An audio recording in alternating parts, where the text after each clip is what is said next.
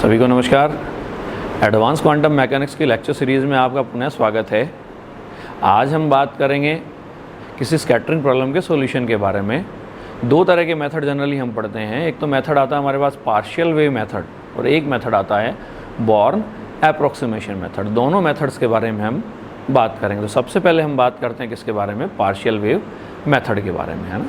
तो हमारे पास फर्स्ट जो पार्ट है जिसके बारे में हम आज डिस्कस करेंगे वो हमारे पास मेथड है पार्शियल वेव मेथड। ठीक है, देखो लास्ट क्लास में हमने डिफाइन किया था कि differential cross section can be defined as the absolute square of scattering amplitude. यानी हमने लिखा था कि भाई डिफरेंशियल क्रॉस सेक्शन जो है D sigma upon D omega, है ना, इसको कई बार इस तरीके से भी डिनोट कर देते हैं सिग्मा थीटा फाई से, है ना, is equals to the absolute square of scattering amplitude. इसका मतलब यदि हमें प्रोबेबिलिटी ऑफ स्कैटरिंग कैलकुलेट करनी है या डिफरेंशियल क्रॉस सेक्शन हमें कैलकुलेट करना है तो सबसे पहले हमें क्या कैलकुलेट करना पड़ेगा, सबसे पहले हमें स्कैटरिंग एम्पलीट्यूड कैलकुलेट करना पड़ेगा। और ये स्कैटरिंग एम्पलीट्यूड कैलकुलेट करने के दो मेथड मैंने बताए, एक तो कौन सा पार्शियल वेव मेथड और दूसरा हमने कहा कौन सा बॉर्न अप्रॉक्सीमेशन मेथड हमने डिफाइन किया। तो पार्शियल वेव मेथड है बेसिकली हमारे पास एक ऐसा मेथड है, यानी partial wave method can be defined as a method in which partial wave can be defined as the expansion of angular momentum components and y angular momentum component, है ना। हमने कहा था कि भाई we assume the scattering as, जो scattering हमने अब कंसिडर करी थी वो स्कैटरिंग हमने कैसी मानी थी, हमने स्फेरिकली सिमेट्रिक मानी थी, है ना। स्फेरिकली सिमेट्रिक यदि हमारे पास जो पोटेंशियल था जो स्कैटरिंग को एग्जीक्यूट कर रहा था तो इसका मतलब स्फेरिकली सिमेट्रिक पोटेंशियल के लिए एंगुलर मोमेंटम हमेशा क्या होना चाहिए, कंजर्व होना चाहिए। यानी the angular momentum before the collision and after the collision should remains same, यानी एंगुलर मोमेंटम हमारे पास सेम होना चाहिए। ठीक है, अब एंगुलर मोमेंटम के लिए हम कहें कि भाई एंगुलर मोमेंटम क्लासिकल मैकेनिक्स में हम पढ़ते हैं या क्लासिकल फिजिक्स में हम पढ़ते हैं। क्लासिकली हम कहते हैं कि angular momentum L equals to, formula पढ़ते हैं जैसे हमने कहा कि भाई ये हमारे पास कंडीशन आ गई, न्यूक्लियस आ गया, रदरफोर्ड स्कैटरिंग जैसे हम पढ़ते हैं तो हम कहें कि भाई जो अपने पास ये जो कंडीशन आ गई है ना, डेफिनेशन आती है हमारे पास किसकी, इम्पैक्ट पैरामीटर की। सपोज दैट ये डिस्टेंस हमने कह दी ए नोट आ गया तो एंगुलर मोमेंटम की मैक्सिमम वैल्यू हमारे पास कितनी आती है, मैक्सिमम वैल्यू आती है हमारे पास कितनी, ए नोट आ गया और इनटू वैल्यू आ गई लीनियर मोमेंटम पी आ गया। ठीक है, इसका मतलब एल मैक्सिमम का मतलब क्या हुआ कि सिर्फ वही पार्टिकल जो हैं वो स्कैटरिंग में कंट्रीब्यूट करेंगे जिनके लिए एंगुलर मोमेंटम की वैल्यू हमारे पास क्या हो, लेस देन इक्वल्स टू किससे, एल मैक्सिमम से, है ना। यानी only those particle will contribute to the scattering process for which the angular momentum component should be less than equals to L maximum. यानी हमने क्या कहा, रूट में वैल्यू आ गई एल इंटू वैल्यू आ गई एल प्लस वन और इंटू वैल्यू आ गई H cross should be less than equals to A naught आ गया और पी इक्वल्स टू वैल्यू आ गई एच क्रॉस और के आ गया। या मैं क्या कहूँ कि L should be greater than, अगर 1 से अगर बड़ा है तो उस कंडीशन में 1 को नेगलेक्ट कर दें और लिमिटिंग केस में मैं इसको क्या लिख दूँ, L आ गया और इंटू वैल्यू आ गई H cross less than equals to value आ गई A0 और वैल्यू आ गई एच क्रॉस के, यानी angular momentum L should be less than equals to A0 आ गया और वैल्यू आ गई के आ गया, है ना। जो के आ रहा है हमारे पास, के बेसिकली हमारे पास प्रोपोगेशन कांस्टेंट हमने डिफाइन किया, ये हमारे पास एनर्जी का फंक्शन होता है, हम पढ़ेंगे आगे एनर्जी का फंक्शन होता है। तो इसी फॉर्मूला के बिहाफ पे हम कहते हैं कि अगर कोई शॉर्ट रेंज पोटेंशियल है, शॉर्ट रेंज मतलब जिसकी रेंज अपने पास बहुत कम है, शॉर्ट रेंज पोटेंशियल है, उसके लिए आप स्कैटरिंग स्टडी करते हैं तो स्कैटरिंग पार्शियल वेव मेथड जो है वो हमेशा लो एनर्जी स्कैटरिंग के लिए ही एप्लीकेबल होता है। ठीक है, एंगुलर मोमेंटम मैंने कहा एल इक्वल्स टू वैल्यू आ गई ए नोट आ गया और वैल्यू आ गई पी। यानी क्लासिकल मैकेनिक्स ये कहती है कि आप पोजीशन और मोमेंटम दोनों को एग्जैक्टली डिटरमाइन आप कर सकते हो, लेकिन क्वांटम मैकेनिक्स में जब हम इसको स्टडी करते हैं तो अनसर्टेनिटी प्रिंसिपल कहता है कि भाई हम पोजीशन को और मोमेंटम को दोनों को एक साथ कभी भी हम एग्जैक्टली डिटरमाइन नहीं कर सकते। यदि आप पोजीशन को डिटरमाइन करते हैं तो मोमेंटम में अनसर्टेनिटी आ जाएगी और यदि आप मोमेंटम कैलकुलेट करते हैं तो हमारे पास पोजीशन में अनसर्टेनिटी आ जाएगी। इसका मतलब हम एंगुलर मोमेंटम की कोई भी स्पेसिफिक वैल्यू या एक डेफिनेट वैल्यू को हम डिफाइन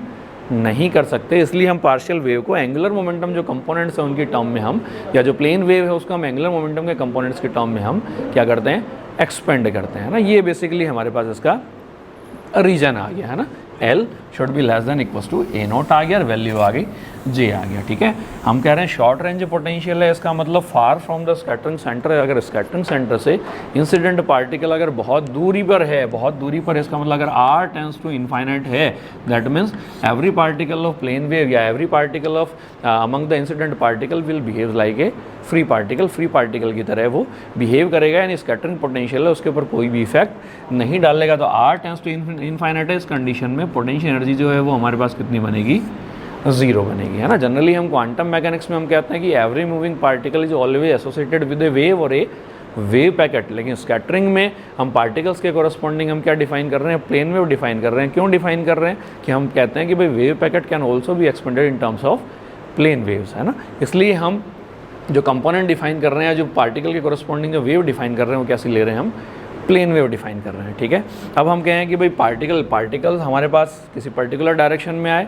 स्कैटरिंग सेंटर से क्या किया, उसने इंटरेक्ट किया, और इंटरेक्ट करके वो अलग अलग डायरेक्शन में क्या गए, इंटरेक्ट हो गए। हमने कहा जो पोटेंशियल है वो हमारे पास कैसा है, वेरी शॉर्ट रेंज पोटेंशियल है। शॉर्ट रेंज पोटेंशियल है, इसका मतलब जो इंटरेक्शन टाइम है किसके बीच में, स्कैटरिंग सेंटर और पार्टिकल के बीच में, interaction time will be very small, बहुत कम होगा। इसलिए जो बिहेवियर ऑफ पार्टिकल हम कहें, उनकी इक्वेशन ऑफ मोशन हम कहें वो हम किससे निकाल सकते हैं, टाइम इंडिपेंडेंट श्रोडिंगर इक्वेशन से हम कैलकुलेट कर सकते हैं। टाइम इंडिपेंडेंट श्रोडिंगर इक्वेशन हम क्यों काम में ले रहे हैं, क्योंकि जो इंटरेक्शन टाइम है इंसिडेंट पार्टिकल और स्कैटरिंग सेंटर के बीच में या स्कैटरिंग पोटेंशियल के बीच में, वो हमारे पास बहुत कम है, या हम कहते हैं नेग्लिजिबल है। तो इसका मतलब टाइम इंडिपेंडेंट श्रोडिंगर इक्वेशन यदि हम काम में लें, टाइम इंडिपेंडेंट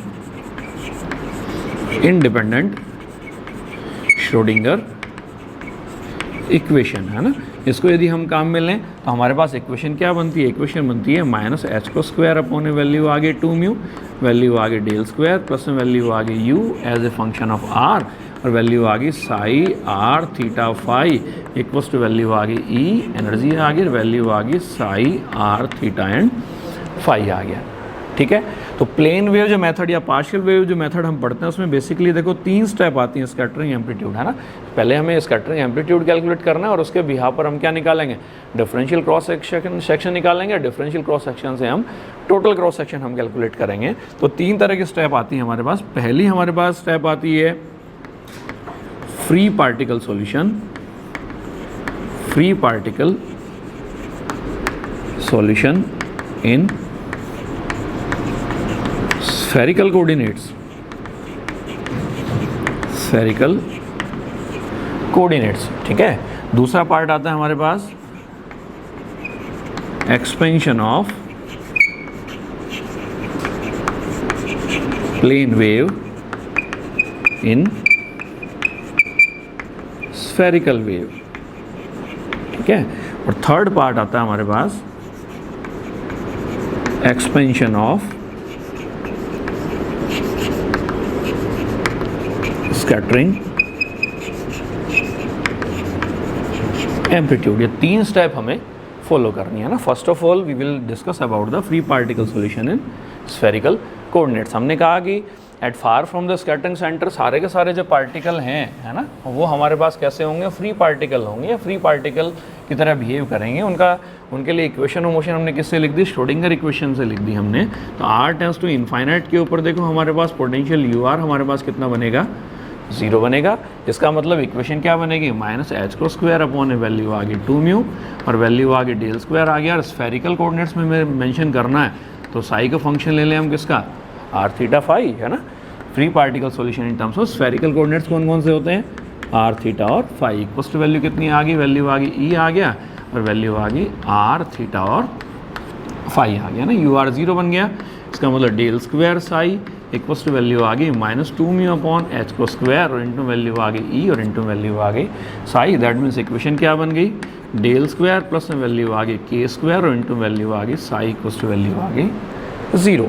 ठीक है, स्फेरिकल कोऑर्डिनेट्स में डेल स्क्वायर है वो हमारे पास क्या कहलाता है, लाप्लाशियन ऑपरेटर कहलाता है। और स्फेरिकल कोऑर्डिनेट सिस्टम में इसकी वैल्यू हमारे पास कितनी आती है, 1 upon R square del upon del R square, del upon value आ गई डेल आर, प्लस में वैल्यू आ गई 1 upon R square sine theta, value आ गई del upon del theta, value आ गई sine theta del upon del theta, plus में वैल्यू आ गई 1/r² sine square theta del 2 upon ए वैल्यू आ गई डेल फाई स्क्वायर और इंटू वैल्यू आ गई प्लस में वैल्यू आ गई k² प्लस में वैल्यू आ गई k² और इंटू वैल्यू आ गई psi r theta phi equals to value आ गई 0। ठीक है, ऐसी इक्वेशन को मैं क्या लिख दूँ, वैल्यू आ गई है ना, एंगुलर मोमेंटम के टर्म्स में हमें क्या करना है, इसको एक्सप्रेस करना है ना।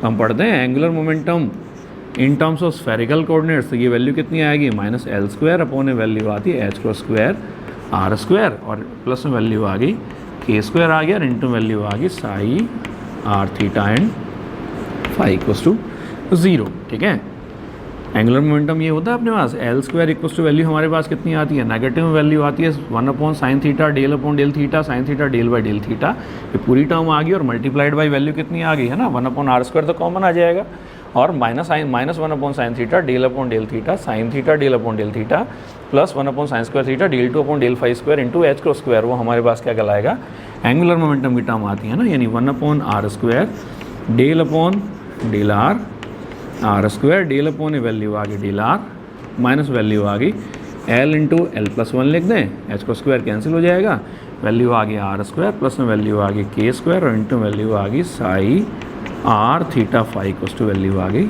0 आ गया। तो ये हमने श्रोडिंगर इक्वेशन में इंक्लूड कर दिया किसको, एंगुलर मोमेंटम को।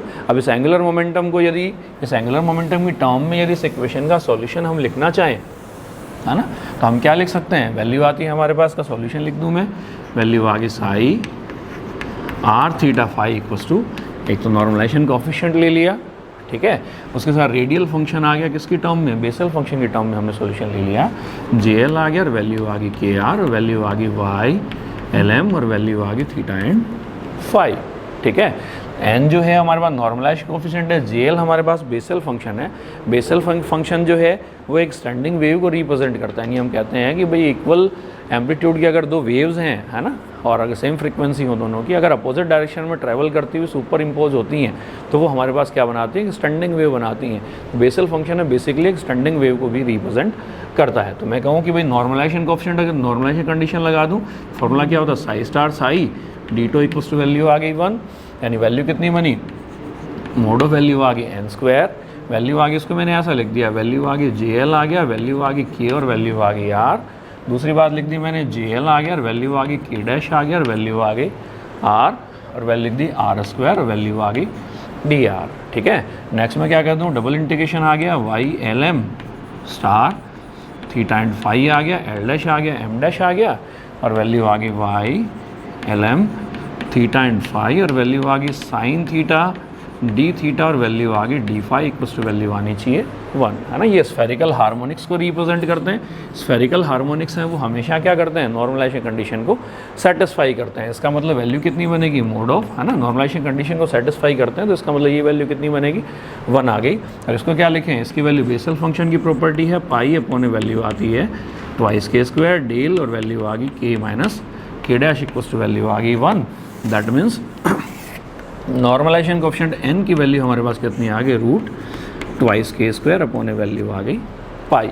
डेल k माइनस k' हमने क्या मेंशन किया था, del k minus k' equals to 0 होगा कब, जब k does not equals to k' और इक्वल्स टू 1 होगा जब वैल्यू हमारे पास कितनी हो, k इक्वल्स टू k' हो। तो सॉल्यूशन जो है फ्री पार्टिकल सॉल्यूशन है ना, फ्री पार्टिकल सॉल्यूशन हमने लिखा था, साई फंक्शन था r थीटा और फाई का, हमने डिफाइन किया था n और वैल्यू हमने डिफाइन करी थी बेसल फंक्शन JL, वैल्यू आ गई KR और वैल्यू आ गई YLM और वैल्यू आ गई थीटा एंड फाई। तो free particle solution in terms of spherical coordinates कितना आ गया, वैल्यू आ गई twice k² upon pi, value आ गई JL, वैल्यू आ गई KR और वैल्यू आ गई YLM थीटा एंड फाई, है ना। तो ये पार्शियल वेव मेथड की जो हमने फर्स्ट स्टेप कही थी कि भाई फ्री पार्टिकल सॉल्यूशन है, उसको हमें कैलकुलेट करना है किसके टर्म में, स्फेरिकल कोऑर्डिनेट्स के टर्म में, है ना। तो हमने r थीटा फाई की टर्म में हमने टाइम इंडिपेंडेंट श्रोडिंगर इक्वेशन के सॉल्यूशन को हमने